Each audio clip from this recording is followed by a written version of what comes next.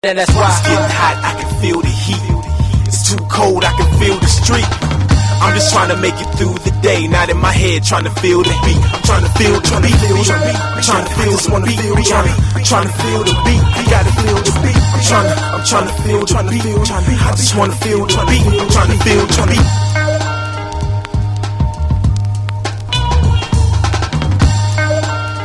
Feel the beat. Over the last 72 hours, 271 people have fallen victim to gun violence in the United States. Is now a good time to talk about gun reform? Happy Thanksgiving. Welcome to the best of the George Croom experience, presented by Ad Closure. Kyrie and the case for not canceling his free speech. All right, everybody, welcome to the George Croom experience. Today is Tuesday, December the 6th, and we won't be having an actual show today. We'll be doing a best of show for today. Why? Because tomorrow, Wednesday, the 7th, will be our 10th, count it, 10th show. I am so happy. This is awesome for me because this is a grind on a day-to-day basis, and me and my team are working hard to add some new elements into the show. So I want to make sure that when we do it, it looks right and that we're doing something that, enhances the show and isn't just there. So give me that time. Tomorrow, I'll be back at 8 p.m. right here on YouTube. And I want to take time to say thank you. Thank you for joining me for this ride. Let's go to work. I'll see you tomorrow. Almost 500 workers have lost their lives in Qatar to prepare for the World Cup. Is it worth it? So a Qatari official placed the number of World Cup deaths between 400 and 500. They spent about $200 billion building stadiums, building infrastructure to get ready for the World Cup in Qatar. And to know that a lot of these people that have built these things, a lot of this infrastructure that has been created was created by migrant workers. People coming from places where, in Africa and other places where they didn't have a lot of money, so they needed to go make money for their family, and going to Qatar to help them set up for the World Cup was one of the ways that they did that. Almost 500 of those people didn't get back home. And they weren't making crazy amounts of loot. We're talking about $200 billion was spent on the infrastructure. Somebody got paid, but it wasn't really the workers. And reports say they've been working under terrible conditions, and of course they're still dealing with the horrible human rights issues that they have there in Qatar. And yeah, a lot of these people lost their lives in pursuit of the World Cup, and that's hard. It's been really hard, this World Cup, to watch it because of the things that come with this World Cup, whether from the One Love armband to just Qatar as a whole, just being who they are. It's just been really hard to swallow some of what comes with this World Cup. And that's sad because I love the World Cup. Like I said before, I love it. But having to hear these things over and over again and knowing the cost, the human cost of this World Cup, it's kind of sucked the fun out of it for me. I don't know about you. If it has for you, if it hasn't for you, fantastic. And that's great. And there's, like I said, no judgment zone here. And I hope it hasn't, because it's not supposed to be a time when we think about all that other stuff. It's not supposed to be that, but it's hard to detach myself from it because it's right there. It's blaring. It's in our face. All right, bring us in, Kep. LeBron's question to the media was the power move of the week, but was he heard? So LeBron James called out the media for their hypocrisy. So in 1957, Jerry Jones, a young 14-year-old Jerry Jones, is standing at North Little Rock High School, and he's looking over at a crowd who is blocking the path of 6 black students trying to enter that school and integrate that school. And we have this photo now of this 14-year-old Jerry Jones. And LeBron James asked the media today why that was swept under the rug. Why nobody asked about that when Kyrie was happening. Everybody wanted to know about it. And LeBron James came to the media and he said, hey, he asked a very poignant question. He said, look, Tell me why it is that in this situation you didn't ask me about Jerry Jones, but you want to keep pressing on a Kyrie, on a Kanye. People who look like me, we press the issue, but when people are wealthy and look like Jerry Jones, we don't. And I want to read you the quote in its entirety so that you can get the full breadth of what LeBron James said. So this is what he said. Quote, I got one question for you guys before you guys leave. I was thinking when I was on my way over here, I was wondering why I haven't gotten a question from you guys about the Jerry Jones photo. But when the Kyrie thing was going on, you guys were quick to ask us questions about that. Me personally, I don't condone any hate to any kind, to any race, to Jewish communities, to black communities, to Asian communities. You guys know where I stand. I believe that Kyrie did cause some harm to a lot of people. And he has since, over the last, I think it was today or yesterday, he apologized. But he caused some harm, and I think that's unfortunate. This is what LeBron is saying. He continued, when I watch Kyrie talk and he says, I know who I am, but I want to keep the same energy when we're talking about my people and the things we've been through. And that Jerry Jones photo is one of the moments that our people, black people, have been through in America. And I feel like as a black man, as a black athlete, as someone with power and a platform, when we do something wrong or when something that people don't agree with, it's on every single tabloid, every single news coverage. It's on the bottom ticker. It's asked about every single day. But it seems like to me that the whole Jerry Jones situation, the photo, and I know it was years and years ago and we all make mistakes, I get it, but it seems like it's just been buried under like, oh, it happened, okay, we just move on. And I was just kind of disappointed that I haven't received that question from you guys. End quote. That was LeBron's question. And so my question to you is, where's the lie? We'll be back.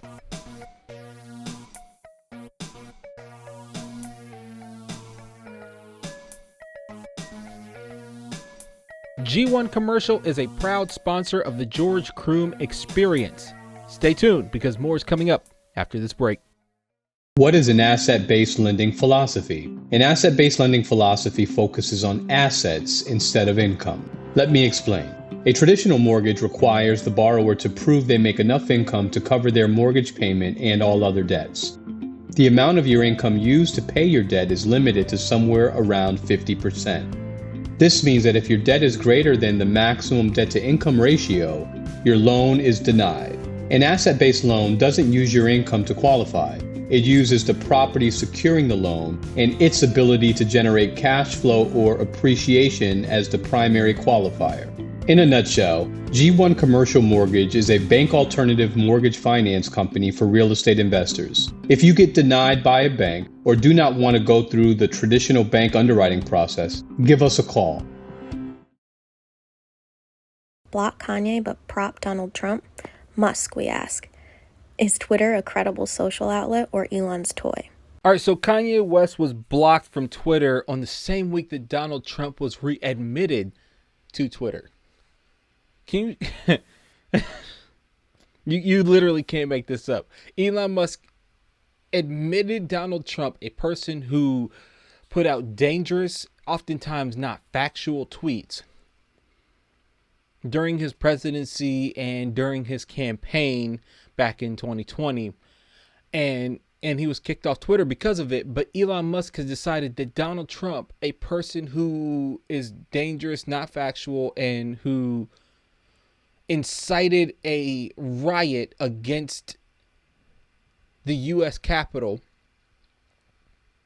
he's allowed that person to come back. But Kanye West, and I'm telling you that I will always say I am not condoning the actions of a Kanye West. I'm not condoning his views. I'm not telling you that his views, his anti-Semitism, as it's seen by some people, I'm not telling you it's right or wrong. I'm not telling you any of that. What I am telling you is that punishment must be equitable. The things that we do and say against certain people must be equitable. And we're going to talk about this a little bit later when we talk about LeBron.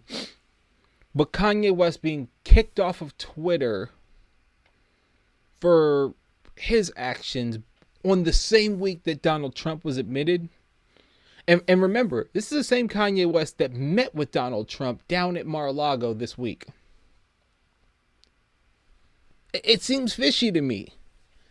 I mean, Kanye West went into Mar-a-Lago, and Donald Trump has been trying to distance himself from Kanye West and the blatant racists that Kanye West brought with him to Mar-a-Lago. And it just seems a little fishy that on this week, Donald Trump's readmitted to Twitter, but Kanye West is kicked off. Somebody's got to answer how that works. The George Croom Experience, presented by Ad Closure, the secret agent of top agents. Is your home being marketed or is it just listed? Tell your agent you want Ad Closure marketing to help sell your home faster.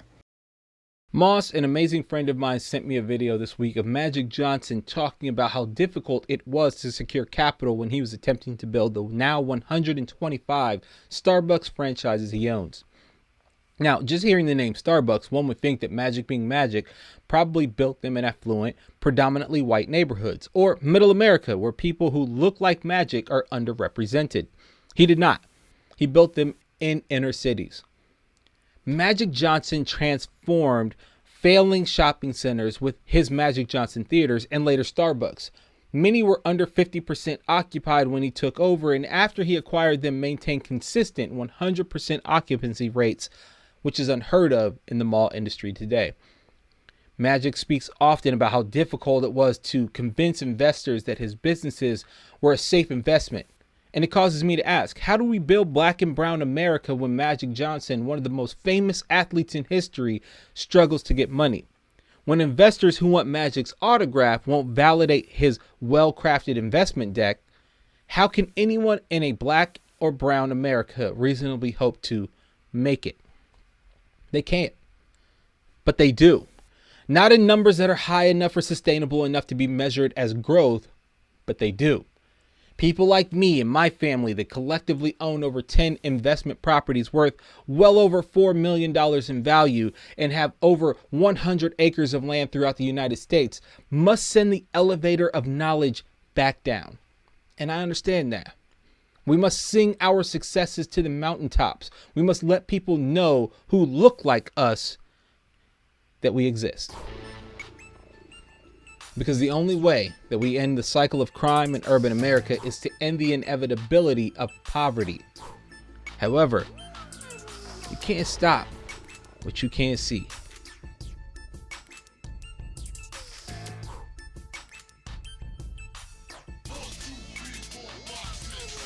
Wait, shouldn't every video your team puts out draw an emotion?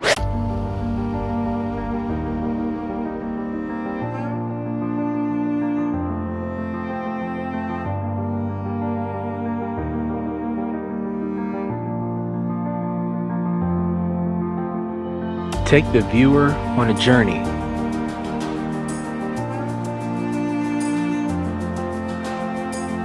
And highlight your markets as places they can live and call home.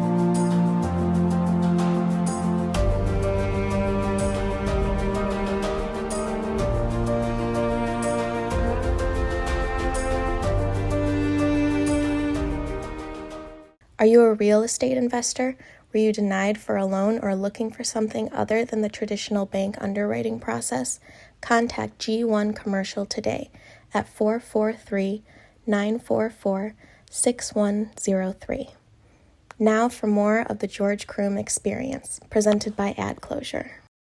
The Railway Labor Act of 1962 gave the federal government the explicit right to intervene in matters of railway labor negotiations. Later, that was expanded to include the airlines. It was stated more than once over the past 2 weeks that it is there to ensure that we avoid interruption of interstate commerce. It's been stated that the federal government has this authority to help dissolve labor disputes in these key industries while also providing employees the right to organize and collectively bargain. Is that the case? You can tell people that they have the right to organize and collectively bargain, But when the government takes it upon themselves to intervene in that bargaining, as it has 18 times in railway disputes, the promise begins to look a little bit frail. There are 12 unions that represent rail workers. This includes maintenance operators, the signalmen, and the people that fix America's rail system, the tracks. 4 out of 12 of those unions rejected the deal that was forced on them by the president and the U.S. Congress. Those 4 make up about 60,000 of the 110,000 people who are railway workers. So the majority said no. So the next time my party, the Democrats, want to complain about losing a presidential election, even though they won the popular vote, remember this moment when a majority of railway workers had their voices squashed by leaders in our party. Remember this moment when people who were fighting for the ability to simply call off sick were told by Congress that they were sick of waiting on railway workers to fight for humanity at work. Sure, they got a 24% raise. They got 1 additional day of paid leave. They got $11,000 of back pay for bonuses, but it's not about that. Imagine walking into a 5-star steakhouse with you and, say, 3 of your friends. All of you are craving a gigantic New York strip steak. You order yet over and over again. The waiter comes back and says that either they won't or you can't be served what you're ordering. Each time you talk, you look at the menu and you patiently select something different. But the truth is that each time you're getting further and further away from what you originally wanted. You decide just one more time to get something close to what you wanted. You know, that delicious New York strip steak. But again, you come up short. So the 4 of you and your friends decide that you'll walk out of that restaurant together and find somewhere else to eat. Upon hearing this, though, the other patrons in the restaurant stop you and tell you you can't leave. Why? Well, because they know the owner and the workers on site.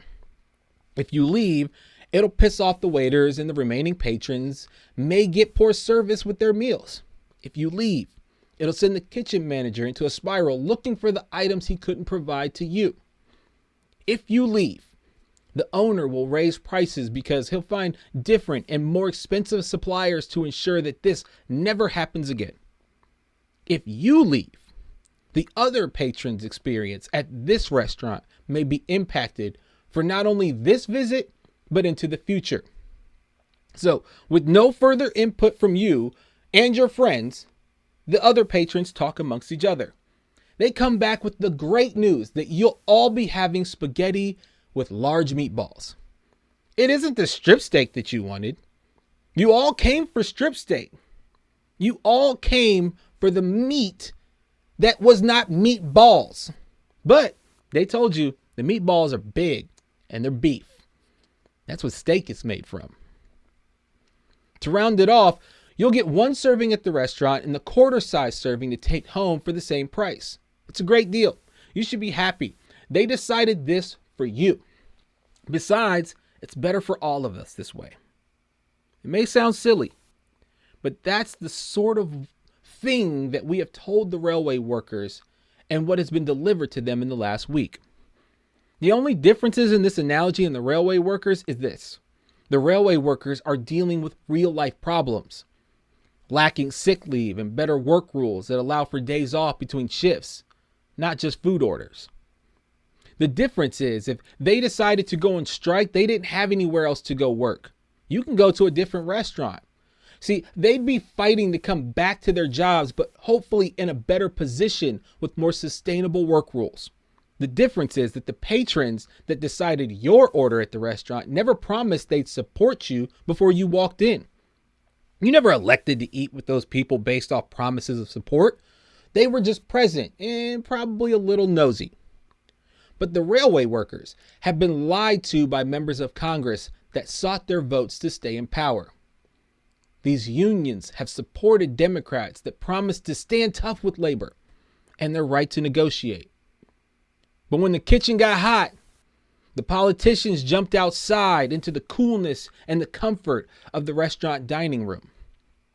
Then They slid some water in for the union workers that were still in the fire, that were still suffering, and yelled, "This won't make it less hot, but hopefully you won't be as thirsty. This is a good thing. It's better this way." And without an apology or a thank you, the politicians turned around and left the restaurant. Be good to each other. I'll see you tomorrow.